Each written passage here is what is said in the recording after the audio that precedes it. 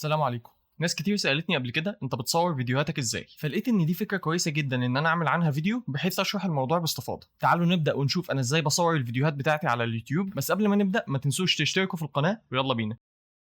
اول خطوه هي دايما الفكره، ممكن تجيلي وانا ماشي او انا بكلم صاحبي او انا شغال على حاجه معينه. لو لقيت ان في فكره معينه عجباني بفتح الاجنده بتاعتي وبكتبها على طول. اهم حاجه عندي ان الفكره تكون ممتعه ليا انا الاول عشان اقدر انفذها على اكمل وجه، وبعد ما بستقر على الفكره بيجي وقت السكريبت. ببدا الاول اني اسيرش عن الفكره كويس جدا، وطبعا وانا بعمل السيرش بكتب نوتس، وبعد كده بحول النوتس او الملاحظات دي لجمل وبكتبها في شكل السكريبت النهائي. براعي دايما ان الكلام يكون سهل ومتناسب مع طريقه كلامي. كتابه السكريبت ممكن تقعد معايا وقت، ولكن بالنسبه لي هي اهم مرحله في الكونتنت كريشن، عشان لو السكريبت كويس فالفيديو هيطلع كويس باذن الله. نيجي بقى للتصوير. بجهز الادوات اللي انا بستخدمها زي المايك والترايبود، وبعدين ببدا التصوير. والطريقه بتاعتي في التصوير ان انا اصور الفيديو كله على مره واحده، وده بسبب ان انا ما عنديش سيت اب ثابت. بمعنى ان انا بعد ما بخلص التصوير بشيل الترايبود وبشيل المايك وبشيل الحاجات اللي انا بستخدمها. هيكون صعب بالنسبه لي ان انا احطها في نفس المكان تاني لو انا بصور على اكتر من مره، وده طبعا هيخلي زوايا التصوير تختلف، فعشان كده بصور كله على مره واحده. في التصوير ببقى فاتح السكريبت قدامي على اللابتوب وببقى ماشي معاه جمله جمله، وبعد ما بخلص السكريبت ممكن في اخر الفيديو اخد اكتر من صوره عشان الثامنيل. وبعد ما بخلص التصوير بسحب الفيديو على بريمير، ونيجي لاكتر مرحله ممتعه وهي مرحله الايديتنج. جوه بريمير بعمل اكتر من حاجه. بشيل الجرين سكرين اللي انا بصور بيها وبضيف اضاءه وبظبط الصوت والالوان، وطبعا بشيل الاجزاء اللي غلطت فيها، ولو في اجزاء محتاجه انيميشنز او افكتس برضه بعملها. وبعد ما بخلص مونتاج براجع على الفيديو اكتر من مره عشان اتاكد ان هو ما فيهوش غلطات، وساعتها ببدا اشتغل على الثامبنيل. ودي بكل بساطه الورك فلو بتاعتي في الكونتنت كريشن. اتمنى يكون الفيديو عجبكم واتمنى تكونوا استفدتم، ولو الفيديو عجبك ما تنساش تدوس لايك وتشترك في القناه وتفعل زر الجرس عشان يوصلك كل جديد، وتقول لي رايك في الكومنت سيكشن، وتعمل شير للفيديو في كل مكان عشان اكبر عدد من الناس يستفيد. وشكرا ليكم،